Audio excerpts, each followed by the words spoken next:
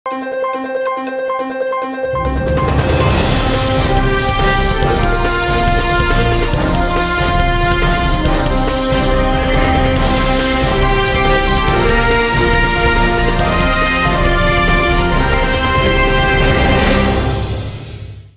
శివాబి news కు స్వాగతం. నా పేరు మహేశ్వరి. ఈనాటి వార్తల్లోని ముఖ్యాంశాలు.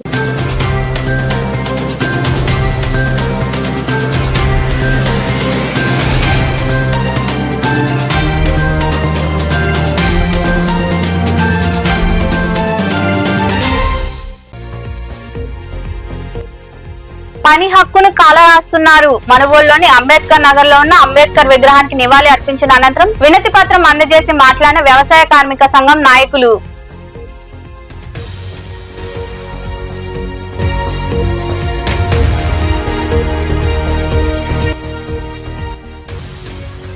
సభల నుంచి పారిపోవడం వైకాపాకు అలవాటుగా మారింది. వెంకటగిరిలోని పురపాలక కార్యాలయంలో ఏర్పాటు చేసిన సమావేశంలో మాట్లాడిన ఎమ్మెల్యే కురుగొండ్ల రామకృష్ణ.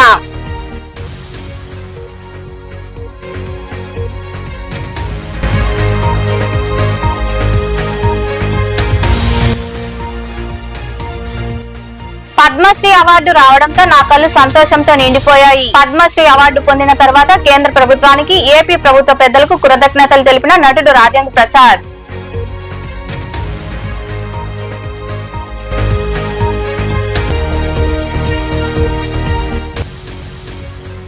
విశ్వనాథుడికి వైభవంగా రుద్రాభిషేకం. మనుబోలు సమీపంలోని చెల్లోపల్లి రైల్వే గేట్ వద్ద కొలువైన శ్రీ విశ్వనాథ స్వామి దేవాలయంలో జరిగిన పూజల్లో పాల్గొని స్వామివారిని దర్శించుకున్న భక్తులు. మనువాదులు కొందరు పని హక్కును కాలరాస్తున్నారని వ్యవసాయ కార్మిక సంఘం నాయకులు బీసీ భాస్కర్ తదితరులు పేర్కొన్నారు. గణతంత్ర దినోత్సవం సందర్భంగా మనుబోలు అంబేద్కర్ నగర్ లో ఉన్న అంబేద్కర్ విగ్రహానికి వారు వినతి పత్రం అందజేసి నిరసన వ్యక్తం చేశారు. మనుబోలులోని అంబేద్కర్ నగర్ లో ఉన్న అంబేద్కర్ విగ్రహానికి వ్యవసాయ కార్మిక సంఘం నాయకులు వినతి పత్రం అందజేసి సమస్యల పరిష్కారం అయ్యేలా చూడాలని వేడుకున్నారు. ఈ సందర్భంగా అంబేద్కర్ విగ్రహానికి పూలమాల వేసి నివాళులర్పించారు. అనంతరం కార్మిక సంఘ నాయకులు బీసీ భాస్కర్, తలారి దేవదానం తదితరులు మాట్లాడుతూ గణతంత్ర దినోత్సవాన్ని పురస్కరించుకుని తమ నిరసన వ్యక్తం చేశామన్నారు. రాజ్యాంగం ప్రకారం 2005లో రూపొందించిన ఉపాధి హామీ చట్టంలో కొందరు జీరాంజీగా మార్చి కూలీలకు పనులు అందకుండా చేస్తున్నారని తెలిపారు. 2026లో రూపొందించిన చట్టంలో మహాత్మా గాంధీ పేరును తీసివేశారని, శ్రామికుల చేత కారు చౌకగా ఊడిగం చేయించుకునేందుకు రాజ్యాంగాన్ని ధిక్కరించి ఈ పథకాన్ని తీసుకొచ్చారని వారు వివరించారు. సోనియా గాంధీ నాయకత్వంలో అధికారంలోకి వచ్చినటువంటి యూపీఏ 1 గవర్నమెంట్ కమ్యూనిస్టు పార్టీల ఒత్తిడితో 64 మంది ఎంపీలు ఉన్నటువంటి ఆ పార్లమెంటులో కమ్యూనిస్ట్ పార్టీలు ఒత్తిడి చేసిన కారణంగా వ్యవసాయ కూలీలకు పనుల దినాలు పడిపోయినందువల్ల ఉపాధి హామీ మహాత్మా గాంధీ జాతీయ గ్రామీణ ఉపాధి హామీ చట్టాన్ని తీసుకొచ్చారు. ఆ చట్టం వచ్చిన తర్వాత ఉపాధి హామీ కూలీలకు పని దొరికింది, కూలీ కూడా పెరిగింది. ఆ ఉపాధి హామీ చట్టాన్ని అనుసరించి, ఆ కూలీని అనుసరించి కూలీలు ఆ భూస్వాములను అయితేమి కూలీకి తీసుకుపోయే వాళ్ళని డిమాండ్ చేసి కూలి పెంచుకునేటటువంటి పరిస్థితి కలిగింది. తరువాత ఉపాధి హామీ కూలీల జీవన ప్రమాణాలు మెరుగయ్యాయి. కానీ ఈరోజు కేంద్రంలో పరిపాలిస్తున్నటువంటి బీజేపీ గవర్నమెంటు ఆ యొక్క ఉపాధి హామీ చట్టాన్ని రద్దు చేసి ఈరోజు బీపీజీ రామ్జీ Viksit Bharat guarantee for Rozgar and Ajeevika mission అని చెప్పేసి ఒక జీవోని, ఒక పథకాన్ని తీసుకొచ్చారు. దీనివల్ల ఉపాధి హామీ కూలీలకు చాలా నష్టం జరుగుతుంది. ఈ నష్టం జరుగుతుంది కాబట్టి ఈ చట్టాన్ని, ఈ యొక్క పథకాన్ని రద్దు చేసి మహాత్మా గాంధీ జాతీయ గ్రామీణ ఉపాధి హామీ పథకం 2005 చట్టాన్ని అమలు చేయాలని చెప్పేసి మేము వ్యవసాయ కార్మిక సంఘం తరఫున ఈరోజు అంబేద్కర్ గారిని అభ్యర్థించడానికి ఇక్కడికి వచ్చి ఆయనకి అర్జీ ఇస్తున్నాము. కాబట్టి మహాత్మా గాంధీ ఉపాధి హామీ జాతీయ గ్రామీణ ఉపాధి హామీ చట్టాన్ని పునరుద్ధరించాలని చెప్పేసి, ఈ పాలకులకు జ్ఞానోదయం కలిగించాలని చెప్పేసి అంబేద్కర్ గారిని మేము అభ్యర్థిస్తున్నాం వ్యవసాయ కార్మిక సంఘం తరఫున.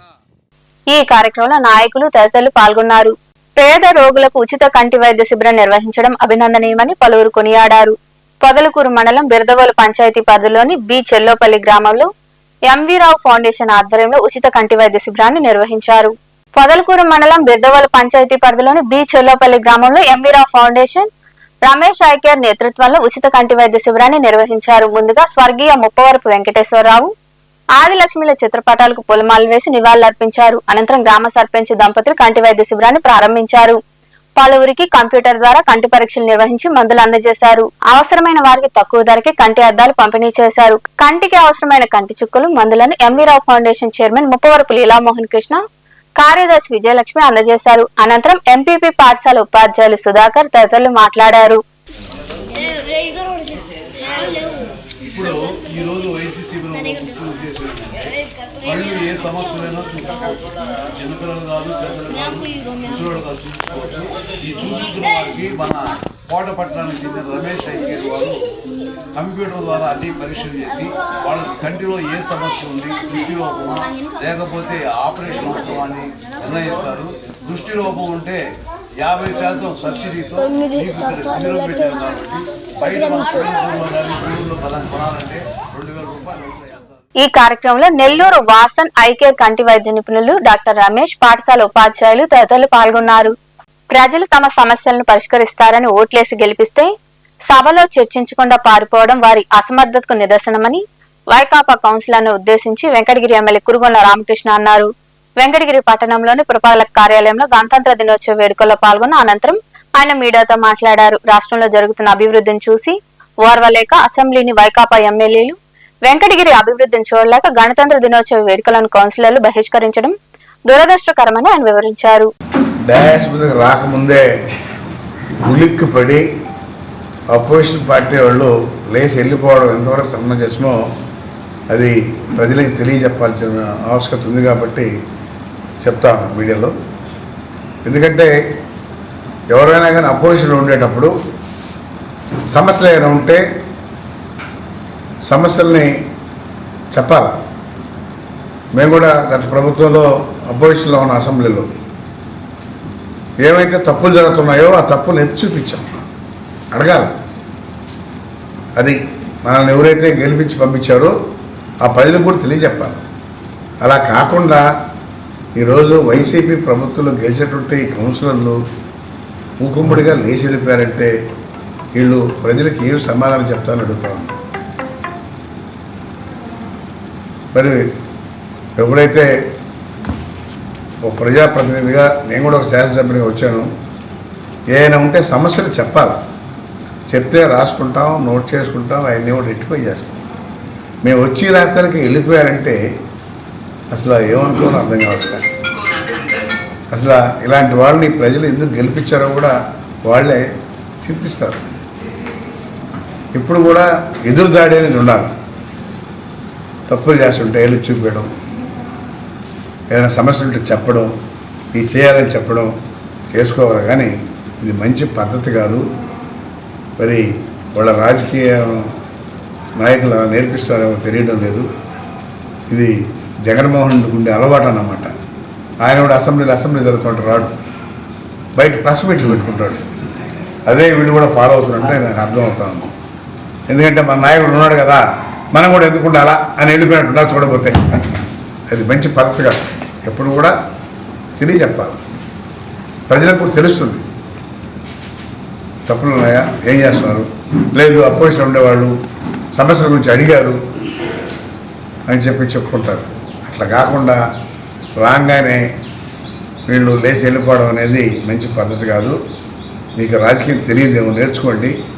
ఎప్పుడు కూడా అపోజిషన్లో ఉండేటప్పుడు సమస్యలను ఏలెత్తి చూపించాల్సిన బాధ్యత మీ మీద ఉంది, పాలకపక్షం కాదు. ఏదైనా అభివృద్ధి చేయాలంటే కూడా అభివృద్ధి గురించి చెప్తే కూడా తీసుకొని అభివృద్ధి చేస్తారు.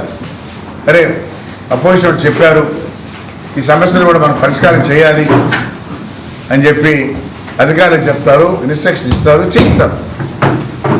మీరు చేయలేకపోయినా కానీ మీరు చెప్తే చేయిస్తాం. అట్లా కాకుండా వీళ్ళు వెళ్ళిపోయారంటే వీళ్ళు ప్రజలకు ఏమి సమాధానం చెప్పాలనో అది వాళ్ళ విజ్ఞప్తికి వదిలేస్తున్నాను. ఇది ప్రజలు కూడా ఎవరైతే గెలిపించారో గతంలో మున్సిపాలిటీలో వాళ్ళందరూ కూడా ఒకసారి గుర్తుపెట్టుకోవాలి. ఇలాంటి వాళ్ళ మనం గెలిపించామా అనేది వాళ్ళకు కూడా బాధ కలుగుతుంది. పద్మశ్రీ అవార్డు రావడంతో నా కళ్ళు సంతోషంతో నిండిపోయాయని నటుడు రాజేంద్ర ప్రసాద్ అన్నారు. పద్మశ్రీ అవార్డులకు నా పేరును సిఫారసు చేసిన ఏపీ ప్రభుత్వ పెద్దలకు, అవార్డు ఇచ్చిన కేంద్ర ప్రభుత్వానికి నా ధన్యవాదాలు అని తెలిపారు. ఈ అవార్డు 2 తెలుగు రాష్ట్రాల ప్రజలదేనని రాజేంద్ర ప్రసాద్ వివరించారు. ఈ రోజు నా జీవితంలో ఎంతో సంతోషకరమైన రోజు. భారత ప్రభుత్వం నాకు పద్మశ్రీ పురస్కారాన్ని ప్రకటించిందని తెలిసినప్పటి నుంచి నా కళ్ళు ఆనందంతో నిండిపోయాయి. ఒక నటుడిని గుర్తించి ఇంతటి గొప్ప గౌరవాన్ని అందించిన భారత ప్రభుత్వానికి నా శిరస్సు వంచి నమస్కరిస్తాను. అలాగే నా పేరుని ఈ పురస్కారానికి సిఫార్సు చేసిన ఆంధ్రప్రదేశ్ ప్రభుత్వానికి, పెద్దలందరికీ నా ప్రత్యేక కృతజ్ఞతలు. కానీ నిజం చెప్పాలంటే ఈ అవార్డు నాది కాదు, మీది. 48 ఏళ్లుగా నన్ను ఒక నటుడిగా మాత్రమే కాకుండా మీ ఇంట్లో ఒక మనిషిగా, మీలో ఒకడిగా గుండెల్లో పెట్టుకుని చూసుకుంటున్నారు. నేను నవ్వించినా ఏడిపించినా మా రాజేంద్ర ప్రసాద్ అని మీరు చూపించిన ఆప్యాయత నాకు దక్కిన నిజమైన అదృష్టం. ఆ ప్రేమే ఈరోజు నన్ను ఇక్కడ దాకా నడిపించింది. 2 తెలుగు రాష్ట్రాల ప్రజలు నన్ను సొంత బిడ్డలాగా ఆదరించారు. మీ రుణం ఈ జన్మలో తీర్చుకోలేను. నాతో పాటు ఈ ఏడాది పద్మ పురస్కారాలు అందుకుంటున్న దేశంలోని మహానుభావులందరికీ నా శుభాకాంక్షలు తెలియజేస్తున్నాను. మీ ఆశీస్సులు ఎప్పుడూ నా మీద ఇలాగే ఉండాలి. బ్రతికున్నంత వరకు సర్వదా మీ రాజేంద్ర ప్రసాద్. గూడూరు పట్టణంలోని అరుంధతీయవాడలో ఉన్న పురపాలక పాఠశాలలో వైజేపీ లయన్స్ టౌన్ మరియు వెస్ట్ క్లబ్ ఆధ్వర్యంలో గణతంత్ర దినోత్సవం సందర్భంగా జాతీయ జెండా ఆవిష్కరించారు. అనంతరం క్లబ్ ప్రతినిధులు మాట్లాడారు. ఈ కార్యక్రమంలో క్లబ్ ప్రతినిధులు గురునాథం, ఆర్వి రావు, సుధాకర్, గోపీనాథ్ రెడ్డి, వెంకయ్య ప్రసాద్, చంద్రశేఖర్ రెడ్డి, రాజేంద్ర ప్రసాద్, హరికృష్ణ, రత్నయ్య, కావేరి, షఫీ తదితరులు పాల్గొన్నారు.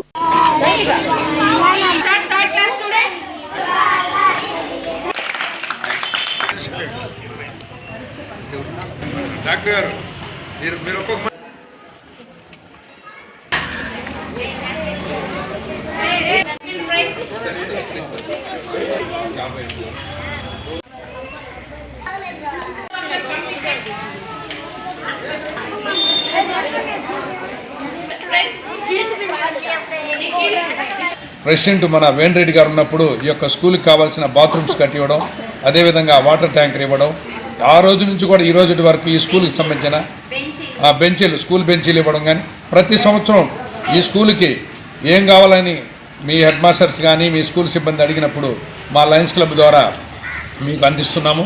మా ప్రతి సంవత్సరం కూడా ఈ యొక్క కార్యక్రమానికి మేము అటెండ్ అవ్వడం, మీ యొక్క ఏమన్నా మొన్న ఈ మధ్యనే మన లైన్ మెంబరు ఎస్ఎల్ఎన్ స్వామి గారి ద్వారా సరస్వతి బొమ్మను కూడా ఇక్కడ ఇవ్వడం జరిగింది. ఉన్నతిగా పిల్లల్ని పెంచడం, వాళ్ళకి ఈ యొక్క సాంప్రదాయంగా వాళ్ళని పెంచే విధంలో స్కూల్లో శ్రద్ధ వహించి వాళ్ళకి విద్యాబుద్ధులు చెప్తున్నారు. దానికి మేమంతా కూడా వాళ్ళని అభినందిస్తున్నాం. అయితే ముఖ్యంగా ఈరోజు మనం పిల్లలకి చెప్పేది ఏంటంటే, వాళ్ళు క్రమశిక్షణ, సార్ చెప్పినట్టు వాళ్ళు విద్యలోనే అభివృద్ధి చెందాలి.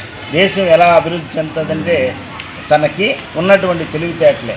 ఈరోజు ఇతర దేశాల్లో హైయెస్ట్ ఈరోజు కూడా H1B వీసా ఒక 70% అమెరికాలో ఉన్నాయి అని అంటే ఒక భారతీయులవే అని చెప్పి ఒక ట్రంపే చెప్పడం జరిగింది. అంటే H1B వీసా అనేది మేధావులు అయినటువంటి వ్యక్తులకు ఇచ్చేటువంటి. బాబాసాహెబ్ అంబేద్కర్ అధ్యక్షతన మన రాజకీయ నాయకులు ఎంతోమంది, రాజేంద్ర ప్రసాద్ ఇలాంటి గొప్ప నాయకులు మనకి మన రాజ్యాంగాన్ని వృద్ధిలోకి తెచ్చి ఆ విధంగా మన మసలుకున్నందువల్ల మన దేశం వృద్ధిలోకి వస్తుంది. ముఖ్యంగా విద్యార్థులారా వినండి, చదువు అనేది లేకపోతే మీరు రాణించరు. నేను సీనియర్ లెక్చరర్గా పనిచేసి ఇప్పుడు నాకు 84వ సంవత్సరం జరుగుతుంది. అనుభవం మీద చెప్తున్న విద్యార్థులు, చదువు ఉంటేనే మీరు వృద్ధిలోకి వస్తారు. చక్కగా చదువుకోవాలా, మంచి మనకి టీచర్స్ ఉన్నారు. ఏదైనా మీకు కావాల్సినా కూడా ప్రభుత్వం తరఫున మీకు ఇచ్చేదానికి మీరు విద్యార్థులు మీరు కలిసి మన ఎమ్మెల్యే దగ్గరికి కానీ మన కౌన్సిలర్ దగ్గరికి కూడా పోయి మీరు మీకు కావాల్సిన సాధించుకోవాలా, చక్కగా చదువుకోవాలా, పెద్దలు చెప్పిన మాటలు వినాలా, టైం వృధా వేస్ట్ చేయకూడదు. మీరు పెద్ద అయిన తర్వాత చదువు రమ్మంటే రాదు. వినండి, మళ్ళా చెప్తా ఉన్నా, చదువుకోవాలా, చదువుకుంటే ఎంతో వృద్ధిలోకి వస్తారు. చదువుకుంటారా? అందువల్ల మీరందరూ వృద్ధిలోకి వచ్చి పైకి రావాలా. మన రిపబ్లిక్ డే ఈరోజు జరుపుకుంటున్నాం కాబట్టి అందరం సంతోషంగా ఉన్నాం. నమస్తే. మనుబోలు సమీపంలోని చెల్లోపల్లి రైల్వే గేట్ వద్ద కొలువై ఉన్న శ్రీ విశ్వనాథ స్వామి దేవాలయంలో మాఘమాసం 2వ సోమవారం సందర్భంగా రాత్రి మహాన్యాసక పూర్వక రుద్రాభిషేకం, రుద్రహోమం వైభవంగా నిర్వహించారు. ఈ సందర్భంగా స్వామివారికి జరిగిన విశేష పూజల్లో భక్తులు పాల్గొని స్వామివారిని దర్శించుకుని తీర్థ ప్రసాదాలు స్వీకరించారు. ఉభయదాతలుగా బొమ్మిరెడ్డి యువరాణి, వారి కుమారుడు నవదీప్ వ్యవహరించారు.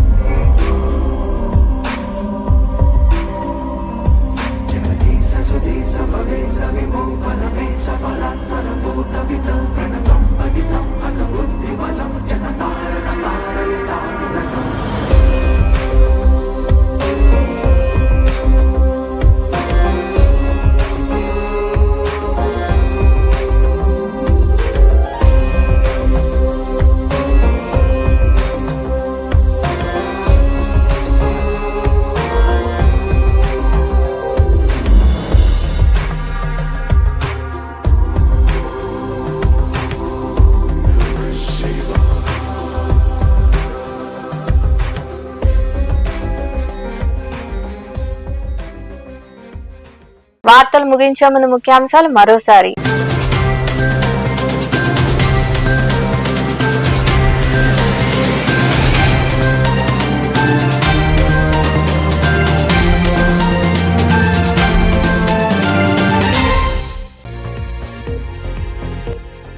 పని హక్కును కాలరాస్తున్నారు. మనుబోలులోని అంబేద్కర్ నగర్ లో ఉన్న అంబేద్కర్ విగ్రహానికి నివాళి అర్పించిన అనంతరం వినతి పత్రం అందజేసి మాట్లాడిన వ్యవసాయ కార్మిక సంఘం నాయకులు.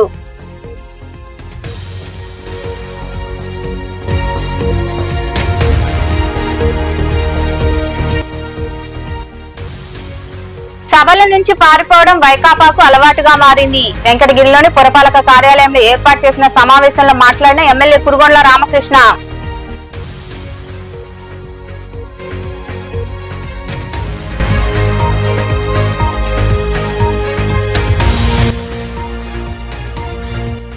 పద్మశ్రీ అవార్డు రావడంతో నా కళ్ళు సంతోషంతో నిండిపోయాయి. పద్మశ్రీ అవార్డు పొందిన తర్వాత కేంద్ర ప్రభుత్వానికి, ఏపీ ప్రభుత్వ పెద్దలకు కృతజ్ఞతలు తెలిపిన నటుడు రాజేంద్ర ప్రసాద్.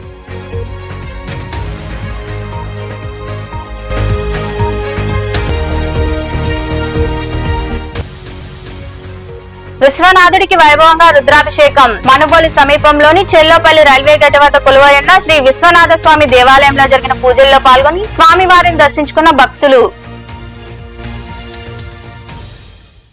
ఈ వార్తలు ఇంతటితో సమాప్తం. తిరిగి ప్రసారమయ్యే శివాబీ న్యూస్ లో మళ్ళీ కలుద్దాం. అంతవరకు సెలవు. నమస్తే.